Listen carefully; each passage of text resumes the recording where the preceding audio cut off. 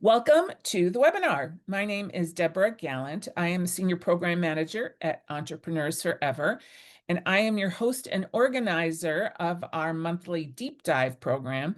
We try to put on a program every month that goes deeper than our regular programs can do, our regular monthly peer support groups. And today's webinar is actually a panel discussion, Growing Past Solo, because this is a struggle we see time and again in our groups. And to sort of bring it to life, we have invited members, and in one case, a member slash facilitator, Donald Robinson is both, who have done this hard thing of growing past being a solo entrepreneur. So I'm going to just set us up here, and then I'm going to hand off to my boss, Katie Uten McMahon, the Vice President of Programs at Entrepreneurs Forever. But let's set up. Here's what our agenda is for today. I'm just going to make sure everyone knows what Entrepreneurs Forever is about, let you know about an upcoming program or two. And then Katie's going to lead the panel discussion. This is truly meant to be a conversation. All of you gave me, or gave all of us, your Monday afternoon because you wanted to learn more and talk about this. You probably have some concerns. Here's the thing. This is not going to tell you about setting up payroll services or posting EEOC things. This is about what's going on in your head as an entrepreneur when you have to make that really hard decision about growing from just you to bringing people in. So please use the raise your hand feature if you want to talk, if you want to type into chat, and we are recording the whole session. So I think in the interest of time, because we do have quite a few participants, and this will really help our panelists and our facilitator, Katie, if you can type into the discussion into the chat what your business is and tell us, are you solo or do you have employees? Because I think that'll help direct the conversation as well. I think most of you know about Entrepreneurs Forever. Our mission is to empower small business owners to grow thriving businesses that sustain their families and support their communities. And we do that with monthly peer support groups. As I said, we do these programs every month. We're taking December off. In January, we're going to kick it off with a member, actually, of our Haverhill group, David Wagner, who helps nonprofits with their mission and their strategy. And we have developed a really great topic to kick off your January, your authentic mission. 3 questions that AI cannot answer for you. So if I ask people, what's your mission, and they type it in, these can't be answered by AI. These can be answered only by you. It'll be really great. So that registration is up on our website. These are our 3 panelists / members, and they're each going to have a chance to introduce themselves. Cassie, Brenda, and Donald, and I'll let them do their own intros in just a few minutes. So thank you for joining us and saying yes. And my final slide disclaimer, this presentation does not take the place of professional advice from your own paid advisors. So no one can come back and say, hey, Cassie told me it was going to be super easy. This obviously take it all with a grain of salt. I'm stopping sharing and I'm going to hand it off to my colleague, Katie, to take it from there and run through the program. Again, if you can type in chat what your business is and whether or not you have employees, that would be great. Thanks, Deborah. Thanks to everyone for being here, and especially to our panelists for making the time to come and share their experience. And as Deborah was alluding to, we want this to be useful to you.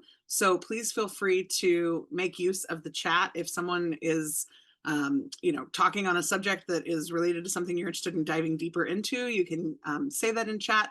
You can also raise your hand if you want to participate verbally.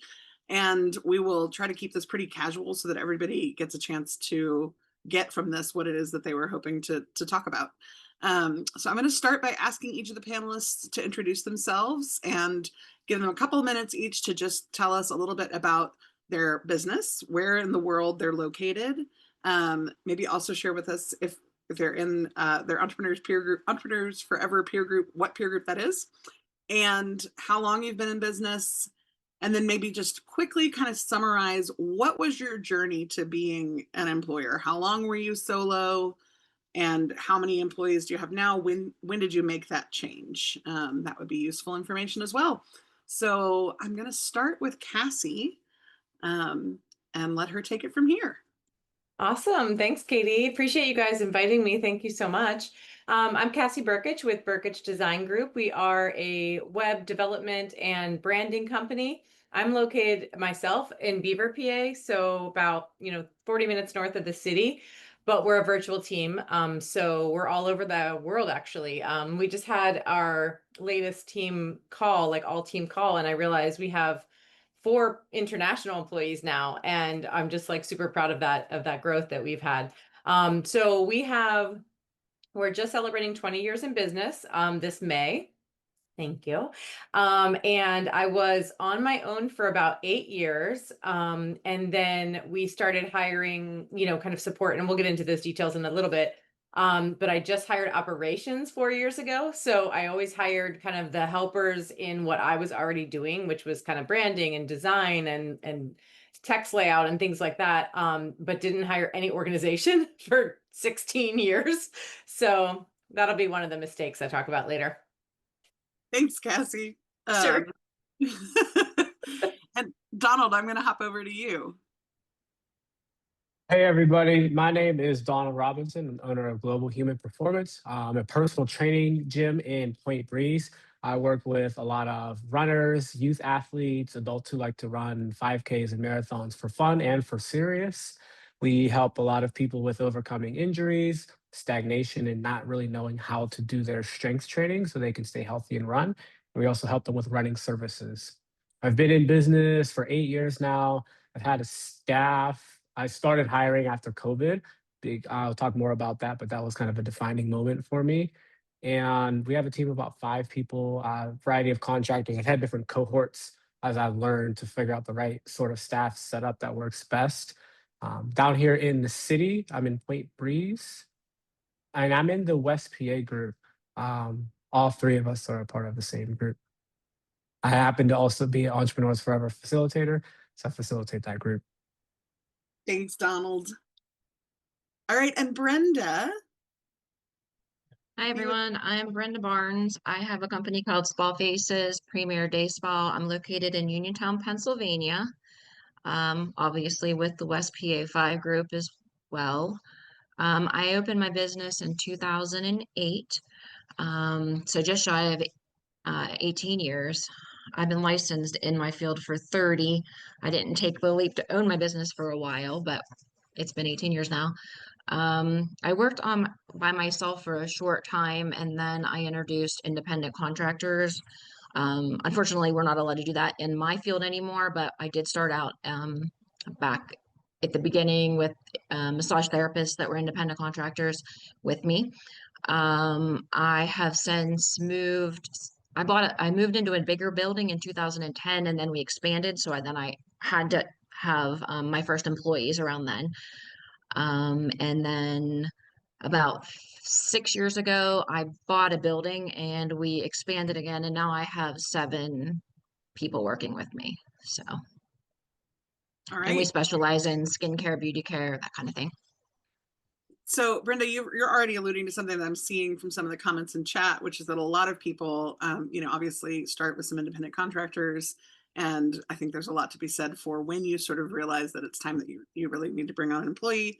We'll get to that. But I think the thing I want to ask first is, was there a triggering event? Was there a particular threshold that you crossed over that made you decide it was time to hire? Or, was this something that you were always planning to do from the time you started your business?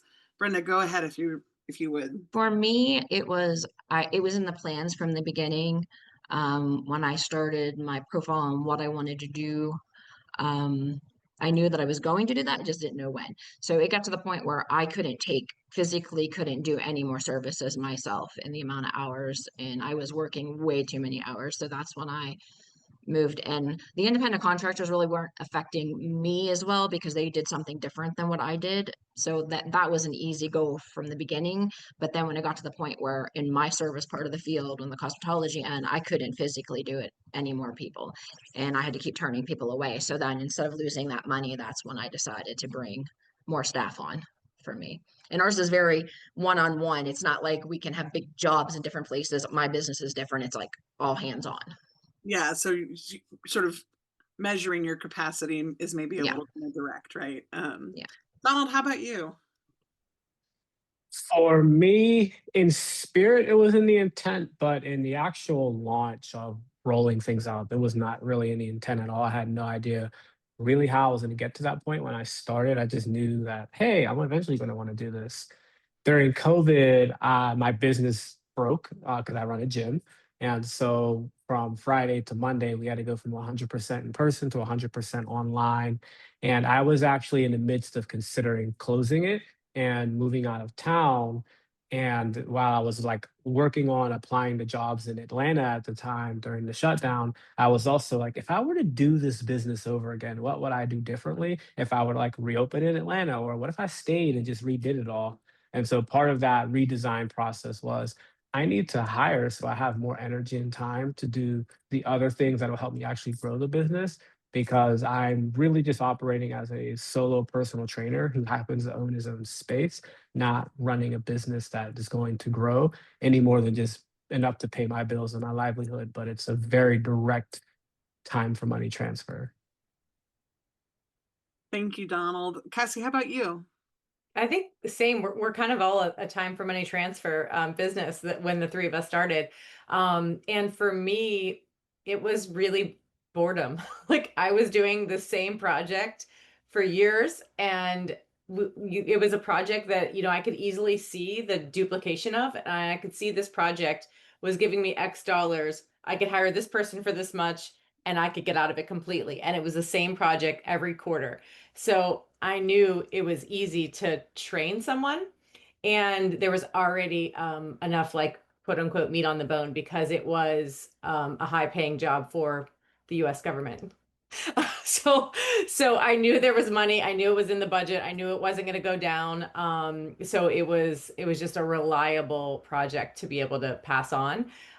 So for me, it was literally I knew I could duplicate myself in this project and then take on something that wouldn't be so boring. So I'm curious, did you know before you got bored that you planned to hire, or was this something that just sort of, because you were solo for quite a while, right? So Yeah, was 8 your years. intention to stay solo until you realized, oh, I think there's potential here? Yeah, I knew I would hire. I always knew I would hire, but I didn't know if I would be virtual or in person. That was the decision I had to make. Like, do I keep this online and do I hire people around the world, or do I get a brick and mortar, open up an agency like a typical doors and windows retail business? So that's where I had my real decision to make later. But I always knew that I would hire. I'm a pretty talkative, bubbly person. I couldn't imagine working alone forever. I don't think that would have worked for my personality. But yeah, so I did know I was going to hire for sure.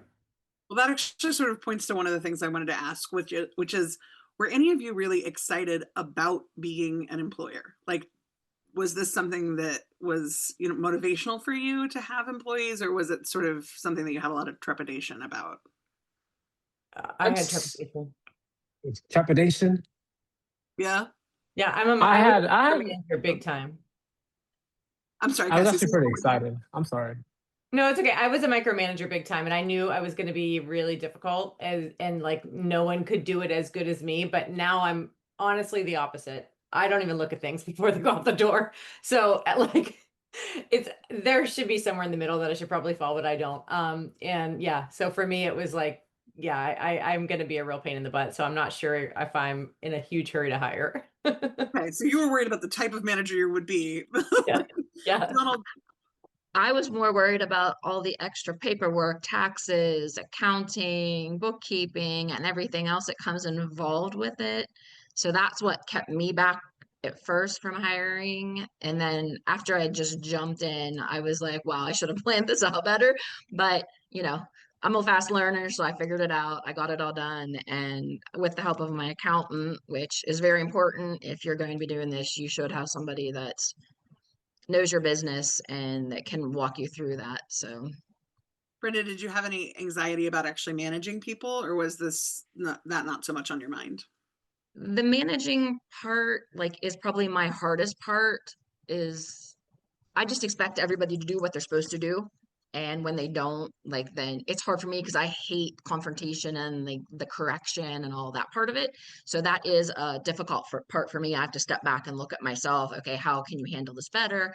Like that part is hard. So if you don't have thick skin, you may not want to have employees.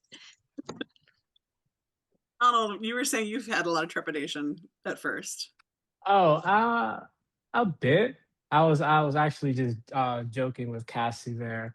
Oh, I more or less kind of looked forward to it. I had like other things I did before I opened the gym that were like good experiences of places I worked at. So I looked forward to being able to do it. I thought it would add like a unique challenge to things, but it was also just like a necessity to get where I wanted to go and just having to do a good job of vetting the right people to get started. okay. And speaking of which, how did you, and I'll start with you, Donald, on this one. How did you know who you were looking for? How did you decide, A, the role to hire, and B, who that person should be when you were making your first hire? I've consistently found that the some of the best hires I've made have mostly been with people I've had some previous interaction with professionally. So the very first person I hired during COVID, a mentor who was a mutual mentor of ours, had brought together all these different coaches he knew from the running world, and so we did some projects over that spring together. She helped me with like doing some workshops. She did her own thing. She dropped an ebook, and I said, "Oh, she knows how to hustle. She dropped an ebook. That's cool." And when I had decided I was going to hire that July, I was very specific. I'm going to ask her, and if she says no, then I have to go back to the drawing board and figure this out. And the next two people that I brought on after that, they were people who interned for me for a few months, and they had reached out. One was a guy who almost became a client who wanted to get some more coaching reps. The other guy had heard of me through playing Ultimate Frisbee and met the woman I was just talking about. And I guess she pitched him on like how good of an idea it would be. And so they worked for free for a while. And I was like, oh, like you guys are actually helpful and you're learning stuff, but like I actually need your help more than just you helping out. So then I ended up hiring them. And I've definitely hired people from like Indeed and things like that, and it's some have been good and some have been, but some of my favorite people I met prior to them expressing interest in working here. Yeah. Yeah. So kind of like forming the opportunity around the person that you like, knowing their skills first, knowing their strengths, you were able to sort of know how to plug them in more effectively. Katie, Yeah. I want to jump on that, and also Jess has a question about hiring across state lines or country lines because she's right on the border with Canada. But I think one of the subtleties of this might actually be hiring contractors versus hiring employees. And did you do one over the other? And I mean, I know Brenda talked a little bit about what the rules are in her industry. There aren't rules in every industry, so I thought that might be helpful as well. Sure. Yeah. And several of you did start with some contractors, right? So maybe if somebody would be willing to just sort of take a minute to talk about what made you realize contractors weren't going to satisfy all of the needs that you had. Why did you decide to go to employers, being an employer? Because I think that's one of the questions that comes up a lot in our groups is, do I really need to go beyond having 1099 contractors for discrete projects? What made you make that switch? If any of you I want to hope take this doesn't get me kicked off the panel, but I am actually fully 1099 contractor still. I'm Okay. so sorry if that was a miscommunication. But so hopefully this is helpful. But in my industry, we do web and brand design. So a lot of people come into this world wanting to build their own business, but also wanting to work for agencies. So it's very common in our industry to have kind of all contract-based teams. And so that's what we have now. We have 16 people, including myself, and everyone is contract on my team. So I did see that question from Jess in the chat. And so that's how, obviously I go across state lines and country lines. But I would say that every year I ask my accountant, I do have a really good accountant, and I'm like, is it time? Should I do W-2 employee this year? And he's like, are you having trouble with your contractors? And I'm like, no.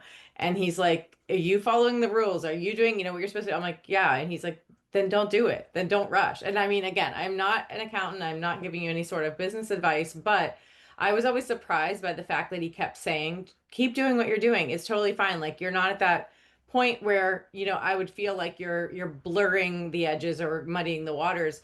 And my team is super dedicated. Like if I was having trouble getting work completed or having trouble getting them at the computer, you know, because I can't tell them what times to work. But if I was having trouble reaching them or having trouble, whatever, we do per project, we get projects assigned to people and they get done, you know, so that's how we've been doing it. Cassie, before I move on to asking the others, can you just say a few more words about when you talk about following the rules and like Yeah. making sure that you're not blurring the line between Yes. contractor and employee? Just say a little bit more about what Yeah, that and means. I'm 100% sure that the rules have changed and that I'm probably not up on everything, but I can give someone a project, but I can't say, please do it in this software at your desk from 8 to 5, Monday through Wednesday. Like I can't tell them when or where or even how. So we have, you know, we will say when we're inviting someone to pull them into a project, we will say this project is from this kind of client, this kind of this type of project we're going to do. This is the setup that we're using to do it, and then people accept the project. But I really can't tell them. I can't tell them when. I can't tell them to be at their computer at a certain time. And we pay flat rate for all of those projects. So typically, if we have a web build, we'll be like, this is a web build. It's 15 pages. It's XYZ client. It pays this flat rate, and that's just how we do it. So I hope that's enough. But I think that's really helpful. And this is a conversation that comes up in the peer groups quite a bit. You know, people are often trying to sort of really get to the heart of what the distinction is. And I always, you know, say that really the distinction comes down to how much control you're exerting over that person, right? So exactly. the more that you're telling them when, where, how, giving them equipment, giving them training, giving them, you know, any uniforms like that, the more likely they should be considered an employee. Exactly. So yeah, thank you for that. Donald, Brenda, I think, you know, circling back to sort of the question about like, how did you realize that it might be time to switch to employees? Brenda, you alluded to some regulation. Do you think you would have gone to being a W-2 employer if there weren't a regulatory issue around it, a compliance issue? I was going to be moving that direction anyway for the same issue, well, different issues, I guess. Like with us, we needed to be a cohesive team to make it move forward. And with the independent contractors, they wanted to do their own thing, come and go as they pleased. And it made it really hard to grow because, like, again, ours is all in person, hands on with people. And if they weren't there, people didn't know them. They didn't want to come in when they didn't have, you know, services. So it was more of a obstacle than a help to a certain point when we grew further with it. And now we are, I mean, it is a lot more paperwork and everything having the employees, but and finances, like the money part of it, you have to get in deep, dig in deep for that because there's a lot of things you have to learn to do when you're, you know, independent as well versus hiring them as an employee. So for me it works better, but in those cases for her, you know, it may be an easier fit for that. Well, and you're also staffing in a physical location, which is much Yes. harder to make an argument that Yes. someone could be a contractor for covering that kind of. Donald, how about you? This is something that I've been thinking about throughout the whole year because I've had an employee before, but most of my coaches have been contractors. The kind of change of the business this year has brought me to question it a little bit more. Just so we're a little bit more transparent at the beginning, coaches they had full-time jobs elsewhere, so they were only coming in to coach a couple classes throughout the week, a couple privates. Their schedules were very negotiated. So, kind of like what Cass was mentioning, I wasn't really telling anybody when they would do it, but there was like this is when the need is. So, can you do this?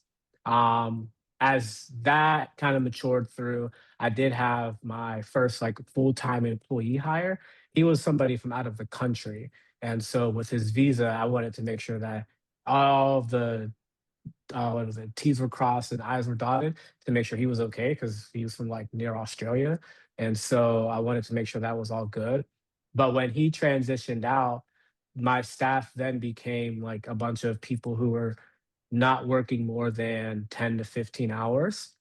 And so I left them as contractors because they kind of were a little bit transient. They they both ended up moving to handle some family things. So now I have this new cohort of staff, and one of the coaches I've actually been considering if I should switch because this is his primary source of income. It's just his hours and like how much he's here has grown. The other two have outside sources of income, and one was like basically in the same situation at another gym, but has like recently transitioned to being only here. So that's something I'm like looking at. It's just doing the 1099 route for so long, it's so much easier on like everything. So it's one of those situations where like I probably should, but I don't have a really good reason to do so outside of, if there were to be a potential issue in the future. So that's something that I'm actually working through right now, just because we have a lot more clients that are coming in. People are picking up a lot more hours. So people are starting to make a lot more money and spend a lot more time here. Yeah, yeah. And again, I think this question of really what the relationship is between your business and that person and what it is that you're asking of them is key, right? Because the more that they're expected to be there for certain hours, the more that they're expected to be there physically, all of those things really push in the direction of needing to bring people on as employees as opposed to contractors. Um, so one of the questions that I think we're sort of, pointing towards here is what kind of impact does having these folks in your business have on you as a business owner? How much has it changed your sort of perception of yourself and your perception of your business, and maybe a little bit your emotional relationship with your business? How does it feel different now that you have a team than it did when you were truly solo? Brenda, you look like you have the first answer to maybe offer up For there. me, like being in charge of everyone is very stressful because then you feel like everything falls on your shoulders. So, like I said, you have to have tough skin. You have to like have like the mental capability of dealing with all of the craziness that comes along with it. Because I mean, you are getting help, you are getting a growth in your business, but you're also bringing in all kinds of different personalities, all kinds of different quirks that you have to learn to like deal with. People are people, and I think people forget that sometimes, that it makes things difficult like on an everyday basis. Now I am also a side-by-side technician with all of my employees, so it's hard to differentiate that role that I am your boss even though I'm sitting next to you working all day. So for me, that it's very mental. And then obviously making sure you're on top of everything. I'm also the scheduler, I'm also the payroll person, I'm also the orderer, like I have never given up the admin roles in the business even though I work 40 plus hours a week on the floor, which is crazy, but It I hurts just me, have Brenda. It hurts never. me. Yes, I know. I geek out about it all the time. But it's just I'm a control freak, and I'm not gonna lie, I'm a control freak. And sometimes in this kind of business and the growth, you know, a lot of people are like me because that's how they got to be where they are, like growing a business, having employees. You're a person that, you know, is able to capably do all of that. One day, hopefully, I'll be able to pull back a little bit. Right now, probably not. But I think, yeah, that would probably be in like all of the, like I said, the extras, the, understanding the taxes and the payroll and the, um, like all the technical stuff. Once you get in there, it's a lot. It's a lot. And like, hopefully you guys have a good support team with your businesses, from your accountants. If you don't do your own bookkeeping, your bookkeepers or whatnot. I use QuickBooks for a lot of my data, but I also switched last year to an all-in-one kind of program that keeps track of all of my credit card pricing, all of my sales, all of everything from my website to everything. And then I just input my data directly from there into my QuickBooks. And then it has all of my paperwork, everything in there that I dissect through. Then I send a report to my accountant, which he does my payroll numbers, sends the numbers back to me. Then I myself go in and pay the direct deposits through my bank to my employees. So I am very hands-on. I do like everything other than running the numbers for the tax part and paying some of the individual taxes that he does. I do everything. Okay. So you're stretched. I'm stretched. Donald, how about for you? How do you feel differently as a business owner now that you have a team?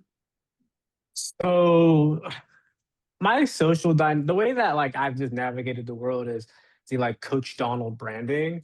Um, it feels like a lot of people give a lot of they blow a lot of hot air up upwards at me because like, oh my God, you have a staff. And like so it sounds like this big woo, like big achievement for a lot of people. So like that, I'm not gonna lie, that kind of extra little social bit of like thumbs up does take some of the edge off of it. Uh, I generally enjoy it because I have so many years like coaching, and a lot of the staff I've hired just don't have that that level of experience. So there's a lot of mentoring that goes into there in regards to teaching them about things, and that's something I have always enjoyed doing before I had the business was teaching other coaches about the things, getting to nerd out about sports science, and being able to figure out ways to like help curate some of their strengths to be able to be good here. So I mostly enjoyed it. I try not to micromanage. I what I need to work on sometimes to make sure that everything is very clear because I'm like, hey, go do this thing. And then it's like, oh, you didn't really do that thing the way I wanted you to do that thing. So then we have to like rehash through that. But it allows me to have a lot more room to do more things. It's just at the beginning to where I'm at now, I had to learn about the whole gross profit situation because when I first started hiring people, I was making less money than I was when I was solo. And that bit me in the butt for a couple of years because it's like, oh my gosh, I've never made this much money. Oh my gosh, I have never made this little money to take home for myself because I Amen. didn't plan that out very well at the beginning.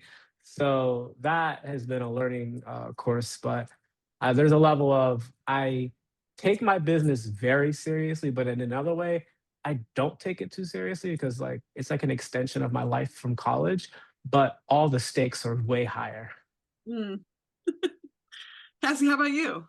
I mean, I don't know if I know the original question, but I will say, I've been thinking about, as you grow your business, the spotlight on the parts of your personality that are strong, whether they're like strong in a good way or strong in a bad way, are really highlighted in your business. So if there's something that personally you find yourself gravitating towards, whether it's like micromanaging or not trusting other people or whatever it might be, I guess not trusting other people in your personal life becomes like micromanaging in your business. So it's like your personality is just under the microscope in your business. So all of the things that are part of you become part of the business if you're not careful.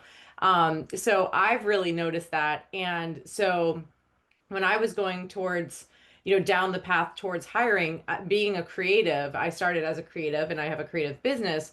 I had to make that decision. Am I going to hire creatives or am I going to hire operations? Where am I? Like, where do I go in all of this? So I obviously ended up hiring both creatives and operations, and I'm CEO. I don't do any design anymore at all. But I had to make that decision. Am I okay with hanging up the design hat and going into business owner hat? Or do I need, like Brenda, not need, but want to do the actual work with clients and customers? Or do I just want to run the business? So those are decisions I had to make. And then going down the path of business ownership, which is where I went, and hiring designers that I thought were better than me. Like I hired them because I thought they were better than me. So that's an ego hit. So you have to be okay with that. So it's like, that's a difficult one. But that's the first thing I did was I'm like, this person is 10 years younger than me and way better. And that hurts all around, but I've got to hire her. And then, like I I just said, want to say really quickly, I think that's yeah, a really smart hack for someone who feels prone to micromanagement.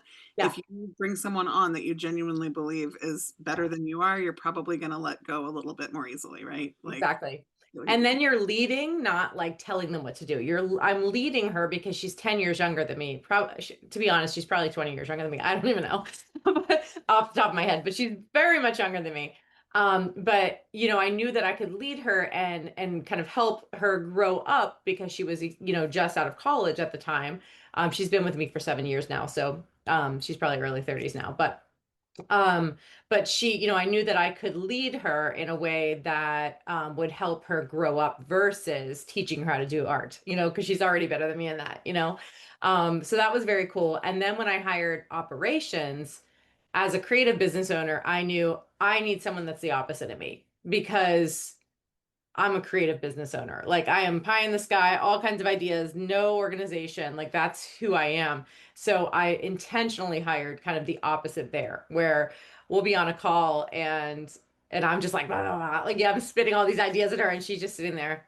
And then I have to shut up because then she's just gonna sit there and think about it for like 2 full silent minutes. And then finally she'll say something. And I'm like, thank you. I thought you weren't listening, but she needs longer to think and to like see how we're going to approach this, and I'm like already doing it incorrectly because I'm like, let's go, you know. So I think that, I don't know what your original question was, but knew as you guys were talking that I wanted to say all of those things. I hope that helped. Does. And actually, I was asking about sort of how your emotional relationship to your business changed, but I see some back and forth in the chat about how it actually has changed your working life, like how much time commitment you have for the business with her, you know, before you had a team, now that you have a team, how Mhm. much more structured are your days, you know, with a team versus when you're a solo? I'm making the assumption that they're more structured, maybe they're less, but I would be interested to hear a little bit about how it has changed your working life day to day. You know, if you can think back from when you were solo to now. Since I'm like typing, who am I messaging in here? Brian, a whole bunch of stuff. I'll go. So when was basically from 2017 through 2020, I would work from about 5 a.m. until about 8 or 9 p.m. I would have like a little 1 to 2 hour siesta around like 1 o'clock to just go and, you know, do life maintenance and then go back to it. So those were days where I was generally on for about 15 hours plus a day. And, you know, that was what it was. Now I have a lot more flexibility. I don't coach as many hours because back then I would coach, you know, bookend the day coaching for hours, which is just very emotionally and energetically intensive. So it was hard to always have time to do all the businessy stuff, even when the time was there. So like some of those hours were spent doing tasks that realistically should have taken me 1 to 2 hours, but would take me an entire day to try to get through because it was just my brain was mush. And so now I don't coach as many hours. So I've worked on my schedule. This has been a work in progress for like the last 4 years. But my schedule is set up now where I was telling Cassie and Brenda this on Monday, maker days and manager days. So Monday, Wednesday, Friday are days where I do a lot more creative work, whether it's the marketing stuff, whether it's creating copy. Like I still do like a lot of that marketing things, whether it's working on strategy, some of the programming. I get to work on things that might not happen until like 3 months from now or 2 months from now versus the stuff that needs to happen tomorrow.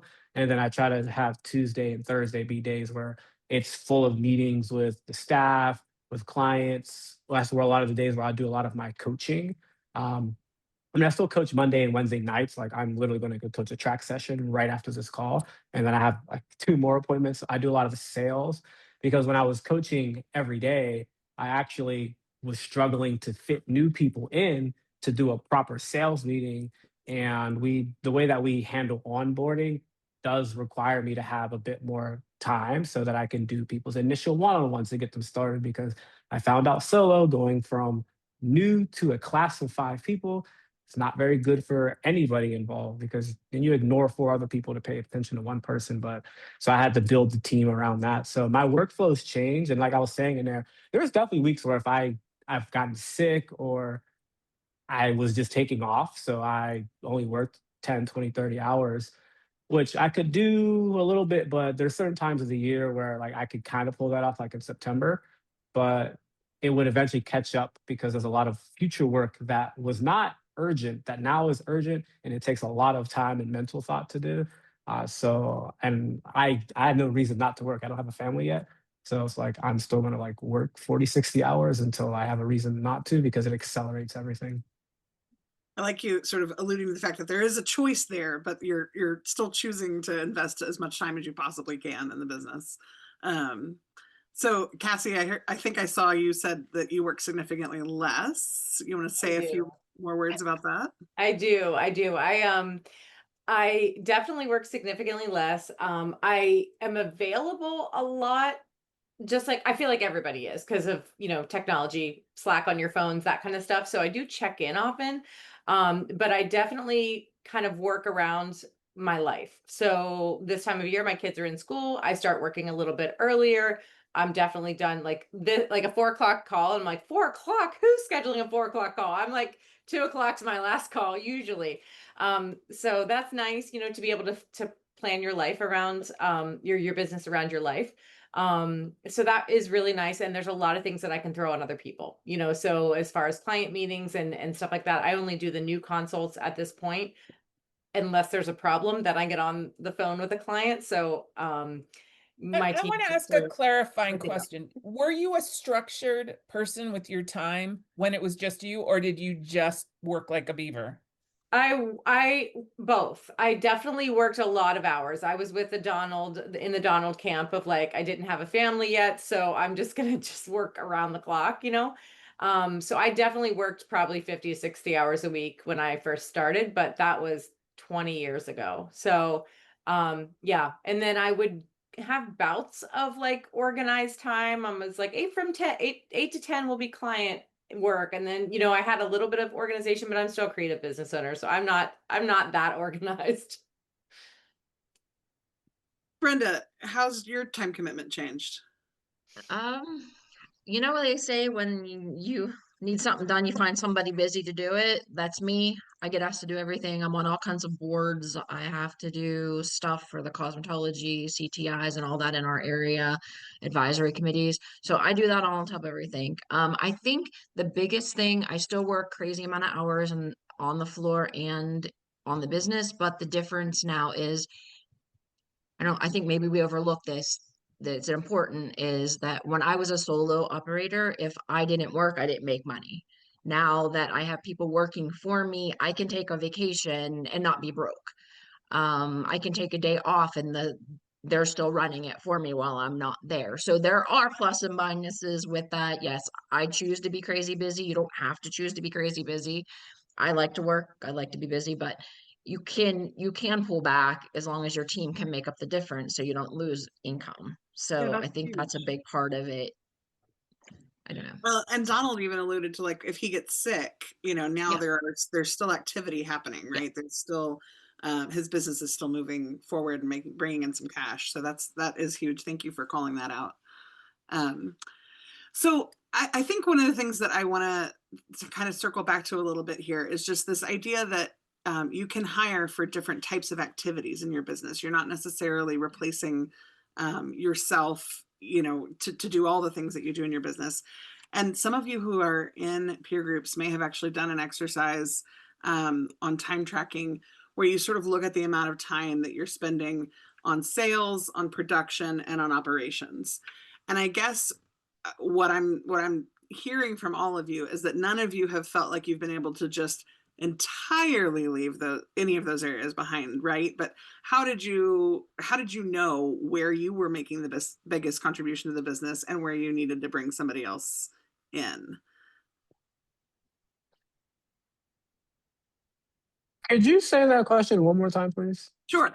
And maybe I made it a little more confusing, but I guess I'm asking, how did you decide which functions that you were doing you were going to replicate with more staff, right? Like, did you know, Donald, I'm always going to want to do my own sales, or for now, I'm going to want to be really involved in sales because you just thought that was a skill set of yours? Or was it more like, I haven't found somebody to do that for me, but if I could find someone else to cover it, I would? How are you making those decisions?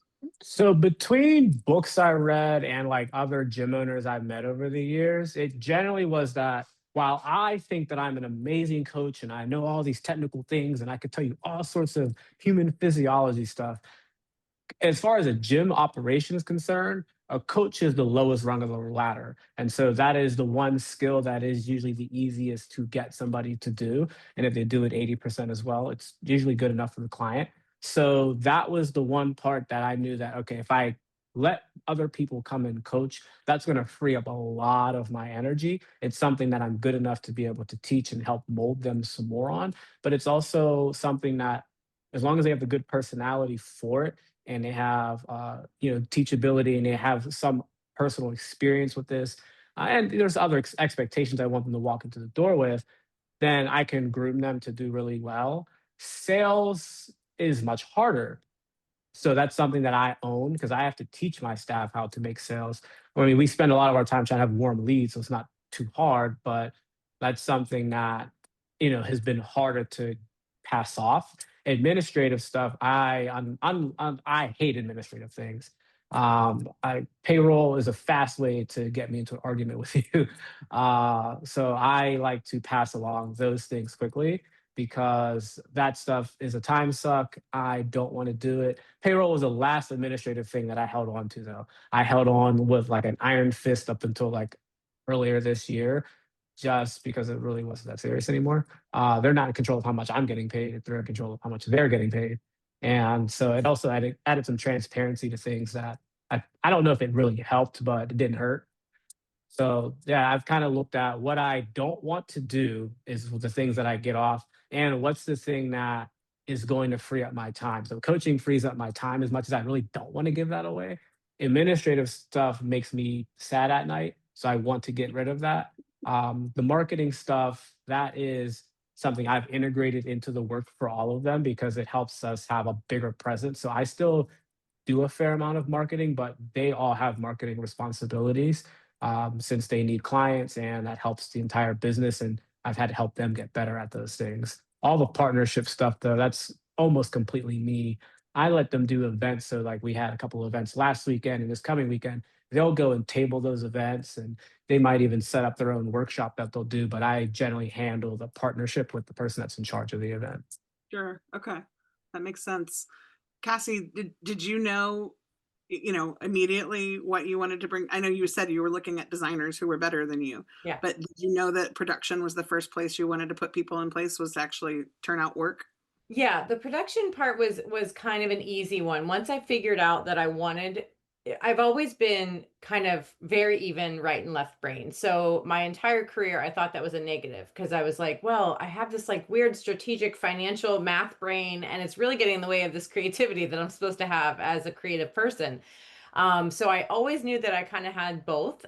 So then I realized, okay, well, again, this is the personality thing. Okay, maybe this isn't a bad thing. Maybe this is a choice that I can make. I can actually choose to go. Brenda's getting abused. I can choose to go down either path. So I was able to choose intentionally the kind of business owner path and hire for creativity. But I could still use my creativity, obviously, in the new packages we're putting together and the strategy for clients and things like that. So I could kind of keep my toe in it. But to kind of build on what Donald was saying, I heard this advice, and I think it was a business coach at the time that told me this, where basically they said it was kind of like the time tracking thing that you were talking about. Write down every single thing that you do for like 3 days. I wrote down everything. It was so horrible. It was really horrible to look at. Um, and then she had me taking 3 different color highlighters, and it was highlight all the things that you can easily pass off right now, like checking your email, setting up appointments, and it will become all the admin stuff, of course. Highlight all the stuff that only you can do, and then highlight in a different color all the stuff that you hate and you want to transition to somebody else, but you aren't ready to, you couldn't do it tomorrow right now. So that was really easy because then the yellow highlighter, which was all the admin work, basically just became something that I could easily pass off to someone. And that doesn't have to be that you're hiring an admin. It could be that you're hiring an external bookkeeper for that part and you're hiring an external VA for this part. You can parse it up. It doesn't have to be one person. But that's ended up how I did it. So I hired a designer first. Then I hired another designer. So I ended up with a couple designers and no leader. So that was great. I hired a bookkeeper, so got rid of some of that admin work that I just, was making me sad in the evenings, as Donald says. And then I started to hire operations. And again, that was only 4 years ago. I hired operations support, like kind of admin support and VAs and things like that. But 4 years ago, I hired an operations manager. So basically, she's like my right hand in my business. She's my yin to my yang. She's totally doing all the stuff that I do not want to do and in the way that I would never do it. So that has been like the missing piece all these years for sure. Do you wish you'd done that sooner? 100,000,000%. I wish I would have hired sooner in every single job that I hired And is for. the operations person a salaried staff person, or is that person also a contractor? Also a contractor. Wow, That's interesting. interesting. Is crazy. Well, she has a business, she has a business where and that's a role that people hire for now. Like again, I'm a virtual business in a very virtual field. So it's very common for what I do to be, I could hire somebody that job is primarily a virtual contract job. So it's operations manager and then it's director of operations and it might be that way in other fields too, of course, but it's very much an online job. So she was a tech VA before that. So she has all the ability to do everything that needs to be online, accessible by everyone across time zones and countries. She has the ability to do all of that. So yeah, so that's how that works. I'm curious from Brenda and Donald, do you wish that you had hired sooner? Is that a universal feeling? I hired pretty quickly. It was within the first year. So I don't know that I would have been ready for anything sooner than that. As far as people to take over my job, as far as like the business end of it, I'm still not to that point yet. Right. Donald, do you think you got the timing pretty as good as you I could? think the timing was as good as I could. I don't think I understood enough about the real nuts and bolts financially about running a business early on to have hired anybody. I think there was a lot of figuring out my footing, and I just didn't have a background that led me to know how to orchestrate things with another person for me being responsible for paying another person. I was not ready when I started. Well, actually, so Jess is asking a question in the chat that I think is, sort of related to this. Let's talk a little bit about the financial decision-making process to bring people on. So Donald, I know you said I made some errors in the beginning, in terms of understanding how much it was going to change my take home.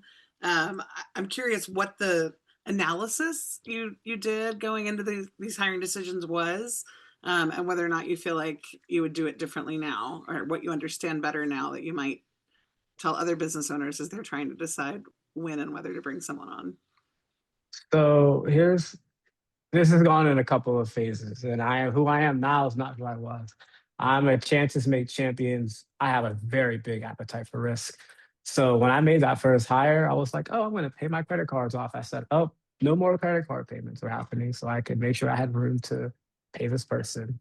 When I started hiring the other people and I had this big ballooning, I was not respecting how much time it took to have all these staff meetings or like how to orchestrate things in a way that led to making a hiring based on like a financial. Can you close that door, please?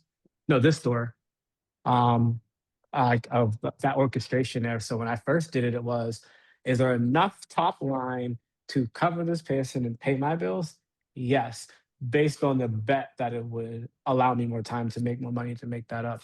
So that is how I handled it then. How I look at this now is I look at how much like my payroll is costing versus per unit of actual revenue that's generated in the business. So I'll look at all of our membership sales, all of our one-on-one sales, and I'm looking at how much am I paying out in payroll for those things. And so I have like a margin, like I want to keep my payroll really under like 35% for the actual gross profit. And my meetings need to be, quick and efficient, not like unnecessarily quick, but they need to be efficient. I don't need to be doing 1,000 meetings because that eats into my operational cost of doing all these admin meetings. So like on the top line, I try to keep my payroll under about 45% overall so that keeps me with enough margin for everything else. So that's what I've learned to do now. To answer that question specifically, Jess, I it depends on your approach, I think, with risk. And then maybe Brenda has some better practices for this. When I think about hiring my next person, it's a matter of, does the workflow require this? And how much am I budgeting that I'm going to pay? And where does that fit within my keeping things in under 45% for my total payroll? And if it's going to go over that, what are they doing that's going to bring new business, or what am I going to get the opportunity to do that's going to bring new business if I'm going to get that payroll expense to go up or the percentage of it to go up, but will I be able to catch up to that, and do I have a plan for that? So that's how I look at that now. Thanks, Donald. That's interesting. Brenda, do you have any sort of insight into the financial decision to bring on employees that's different? You're muted. The question was going from independent to employee. I haven't done that for a very long time, since Well, I think there's a 2015. bigger question is, how do you decide? And I see this in my peer group a lot is you're successful alone. How do you decide to risk bringing someone in, whether for a 1099 or for as an employee? Like, what's the financial formula that says I'm going to make enough off of them that it's going to worth doing? I think. Yeah. I think if you're in constant overload with what you're doing, you really need to sit down and think, do I need to bring somebody on? The stability of the revenue, the clear role definition. Can you bring somebody on with a specific role that's going to be able to help you? Can you scale your systems for having another support system, like your payroll or your booking, like Cassie was bringing on? Like, it could be something as simple as that. Mine's more on, how many more services we can do, how much more money we can make. If it's first time you're just bringing someone, sit back and look at yourself. What can you do to make yourself better, and what things that you need to make sure you're good with yourself before you bring someone on, first off. Secondly, you need to look at your finances. Do you have enough money to pay this person? First off, make sure that you look at the numbers. What are you offering to pay them? Do you have 6 to 12 months of income money sitting there that you can fall back on? Because it may not bring you money right away. Can you do it without it bringing you money right away? Like, that person, if I would say you're not ready if the person isn't going to be bringing something to the table that is going to either save you a lot of money or bring in money to the company. So hiring a person is great. You need the help, whatnot, but you have to look at the bones of it. If it's not there, you're not ready yet. And I think that some people jump in not knowing that. And that's a big clear thing that can help you with deciding. Well, and what I think I hear you saying is not only do you need to know, well, so every business decision should probably make you money or save you money, right? But not only do you need to know whether it's going to make you money or save you money, you need to know how much, and you need to have done that analysis so that you have some sense for what to expect there. And that can be really tricky. I see some conversation happening about, how do you sort of even know how much to charge for your services versus how much to pay someone that you're bringing in to replicate some of those services. Cassie, I know you said you had a realization that you could be paying a designer to do what you were already hired to do for less than what you'd been hired to do it for, Oh right? my gosh. So, Yeah, but like I said, for that particular job, and again, this was the U.S. government, so this story will not surprise you. When I quoted the project, it was a magazine that they were doing, and they had already been doing with somebody else, and I quoted the project, and I think it was something like, I think I quoted like 1,950 for, and it was a quarterly job, so that would be 4 times a year. And they came back and said, we already have it budgeted for 3,800, so we'll just pay you that. I was like, you mean double what I just quoted you? Sure. You can do that. That's great. So then I knew, okay, I was going to pay myself 1950. I can pay a junior designer much less than that. So after I did it for a couple of years, again, got bored with it. I was like, well, I remember that conversation. I can pay this person, say, 1,400 and, make a ton of profit on it. So that was an easy one. But to speak on what you just had said about hiring somebody for kind of like per service basis, that's basically how I look at all my projects. So we pay flat rate to our team. So for most of our team. So if we have a web project, the client pays X dollars, we pay our team a flat rate. So we know we can make sure that that project doesn't go out of scope because that developer or designer doesn't want it to go out of scope because they're only getting paid flat rate. So they help us. That's another checks and balance to keep everything in scope. And we try to set those at where we're making at least 65% profit margin because my ops team is not paid on project base, they're paid on hours. So we figure if we keep everything on at least 65% margin for us, so the team is making about 35% on each project, and then I have that money to play with for ops team. So that's kind of how I've been doing it. Now, not everything is, but I found that putting things in different buckets like that, it's almost like diversifying your investments. It's like, oh, okay, well, if I can control this bit of money here, I know what I'm paying designer, developer, admin, even the creative director is a 3% of like time based of every project. So I know that's a manageable number as well. So then I have a smaller bucket of kind of like up in the air hours that might be charged to me, that I can kind of control a little bit better than everybody on the team being in that kind of same hourly charge. We don't know what they're going to be charging me kind of mentality. Yeah, so you and Donald have both shared a percentage. Like Donald has a payroll percentage that he's comfortable with his total revenue, or payroll being a certain percentage of his total revenue. And James, I see your hand is up. Is this a good time for your question or contribution? Yeah, Cassie had mentioned she wrote down everything she did. One of the things you can do is whatever you do either generates a revenue or incurs a cost, right? Admin's cost, sales is revenue. So figure out what, you can do a matrix. This costs me a lot of hours, but it's low cost. That's something I can easily outsource. This is something that brings in high revenue. Focus on that. That's kind of, and as you do all these activities, you can kind of keep track of it and pay yourself, but you don't, right? And that's a lot of trap entrepreneurs fall into, is that they're free labor. They don't account for really if they outsource that and have someone else do it. So try doing that in the beginning. And if you're able to pay yourself, then you'll be able to pay someone else. Yeah, actually, James, I'm glad you said that because I was just thinking about Deborah did a program about paying yourself and about, sort of all of the both mental and psychological challenges to figuring out how to pay yourself and, how to sort of maintain a discipline of paying yourself. But I am curious, Donald, you had already, sort of shared that when you first brought people on, it really impacted how you paid yourself. Cassie, Brenda, was there a cliff for you that you fell off at the beginning, or did you sort of do enough analysis that when you brought people on, you were immediately still, bringing home what you had been bringing home solo? Or more? Mine didn't change that much as far as I didn't lose. I probably gained.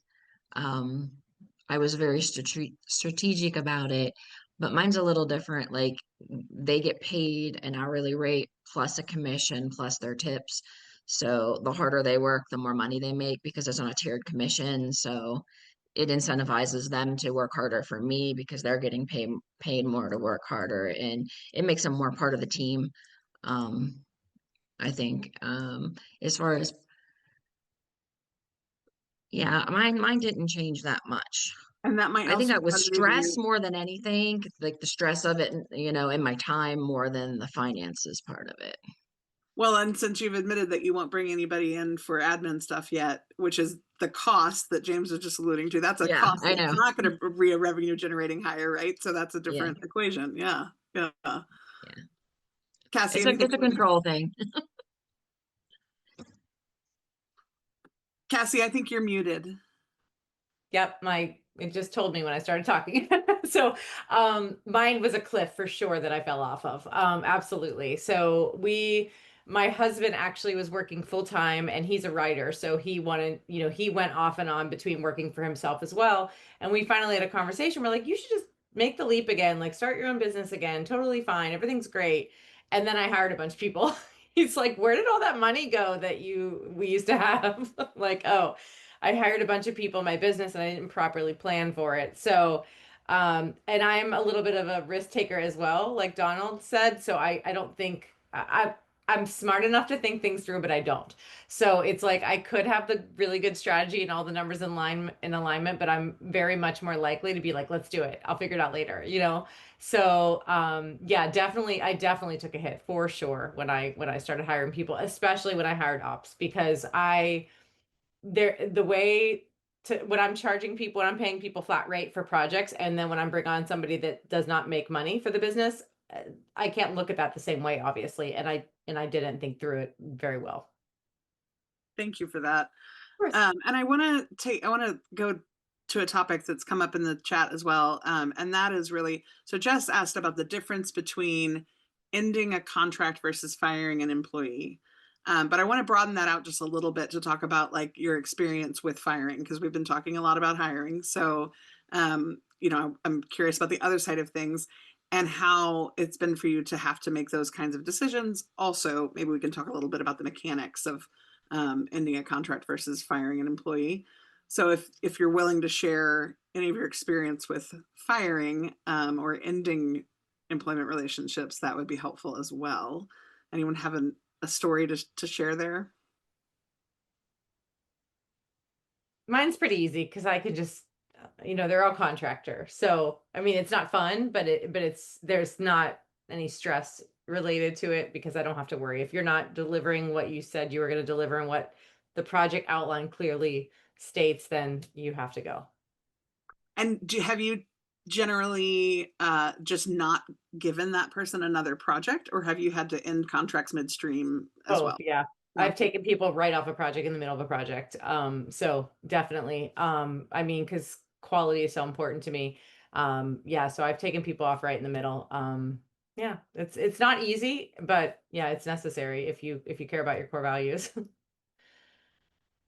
I think Brenda, Just I for about, know- mine is on employees, so obviously it's a little bit, I mean, it's at will and everything, but you want to make sure that you have, you know, your documentation. Like if they're doing something repetitively wrong, bring them in, go over it with them, give them their written warning, you know, verbal warning, their written warning, make them sign off on it, just because you want to protect yourself as far as I just feel better that way because I know then that I've gave them a chance to get better. If they do something to the point where they would like have to be fired like immediately, we have that's another thing we didn't even touch base with is an employee handbook. If you're going to have an employee, you need to have an employee handbook with everything written out, the rules and your ethics, everything on there, so they know, you know, everything that they're able to do and not able to do.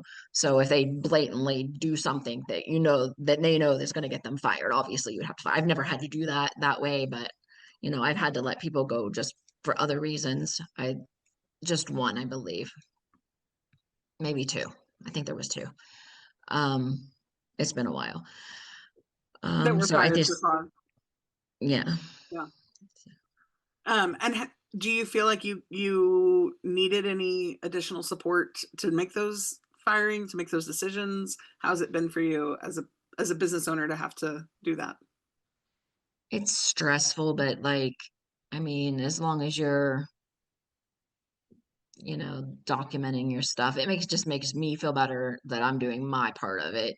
You know, whether they make, you know, get better on what they're wrote up on or whatnot, that's on them then, you know. Right, So right. You followed your procedure and gave them their yeah, chances. Yeah. yes. And Donald, I think you were about to jump in as well. I've only truly fired one person, although I did let another person go like after the first day. Um, the one person I fired, they were a bit on the immature side. Like they were very young. Not that it was not because they were young, but the way that that person was living their life. They no showed a couple sessions, and for what I do, there's a lot of things I can forgive and work with people on. No showing appointments you just cannot do in this field. And so the first time, it was a two strike thing. The first time I was like, hey, you absolutely cannot do this again. The second time, not only did it happen the second time, it happened like I was driving to the state championship for track, and it happened at like 6 in the morning, and I'm getting phone calls, so I can't even do anything about it. Like I live down the street. If it was another situation, I could just go over there. But so that person I talked with my facilitator of my group that I was in. And I was like, that's a voluntary no, what did she say? A voluntary resignation is what we called it. But I basically just terminated the contract immediately. Like you have to get your life together. We had a meeting, like that person came in and sat down and I looked at them like, so at the time, I was like, I have a 5-year-old niece. Imagine we're at the park and I told you to watch my 5-year-old niece when I went to the bathroom. And I come back and my niece is gone and you're just there. What do you think I should do about this situation? Because the gym is my niece. And there was no further conversation that needed to be had at that point. The other person, he was a little unhinged and I should have never said yes to that in the first place. And luckily he saw himself out the door after we had a really weird interaction. But everybody else that's left, quite literally everybody else left because they moved. They had a lot of the people were from out of town. One of the hiring things that I had to learn to do for my business was to stop hiring people that were 26 and fresh to Pittsburgh because they were going to leave, which is what kept happening. So now my team is mostly people who are very well rooted here. And Interesting. that's the other issue.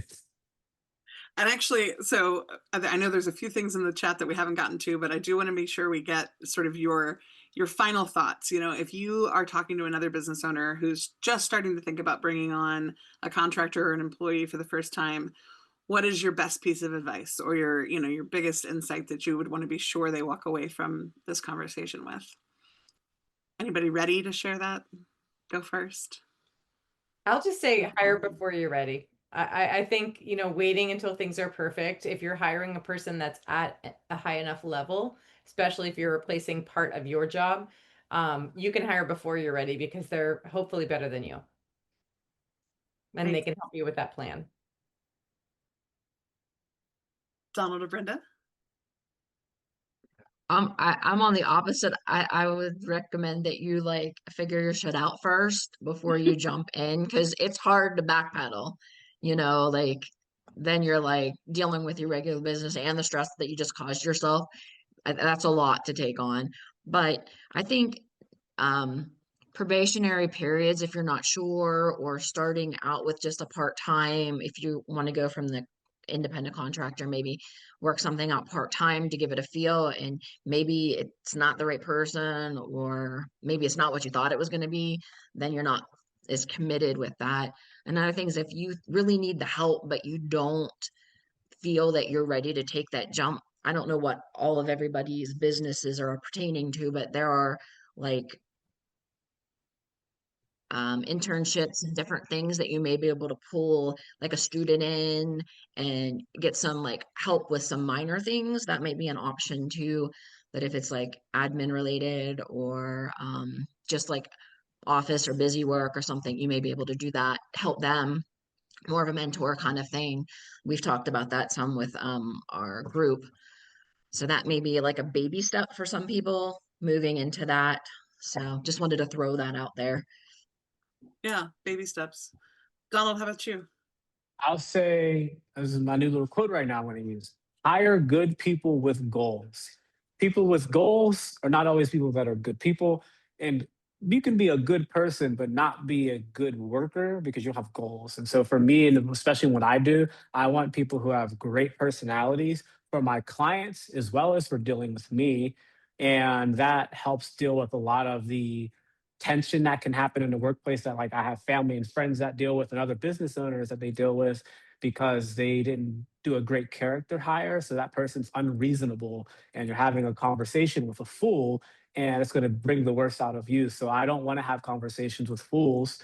And I want people that have a really like good direction on getting better so that I know that they're trying to chase something while they're here, which is going to level everybody up. So that's the big thing. As I looked at this whole kind of this conversation and thinking about this, the character has been a very important part. And to what James said in the chat, my best hires have been people that worked here for free at first. Like I have out here, there's 2 coaches in this gym right now.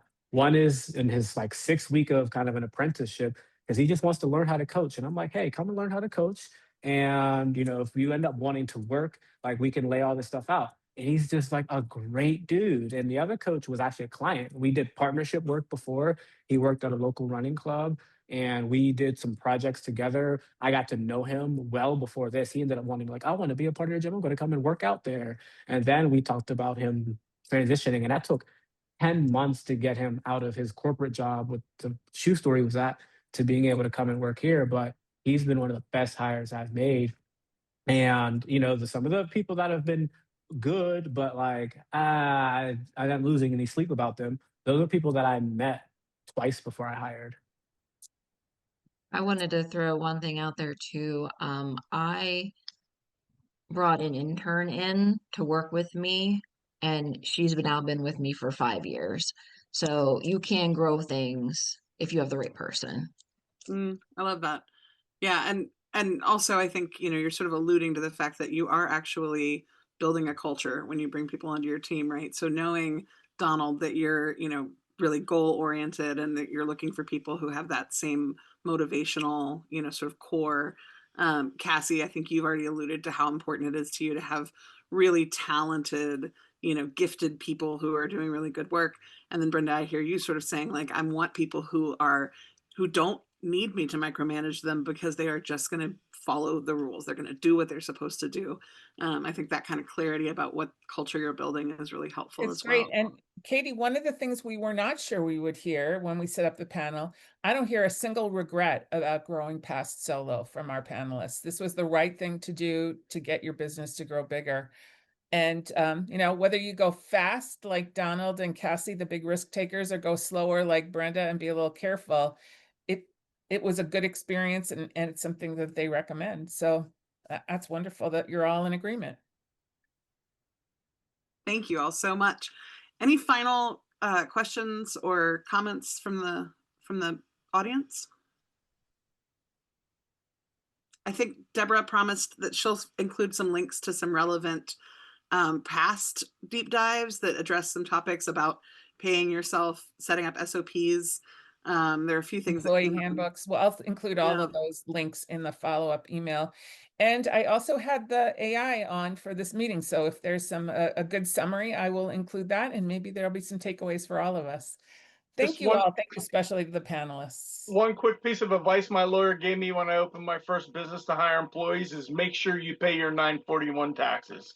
The government will beat you silly for 941 taxes worse than any other tax. So hiring a Gusto or an ADP or a payroll company is probably not a bad idea. That's Thank- something we didn't touch base on very much, but there is a lot of due diligence. And a lot of with that the is in the paperwork. other webinar about the nuts and bolts. Yeah. So we'll make sure we Yeah. cover it. But thank you all for getting in. Thank you, Katie, for facilitating. Thank you all. Thank you. Have a Thanks great evening. all. Bye-bye. Bye-bye.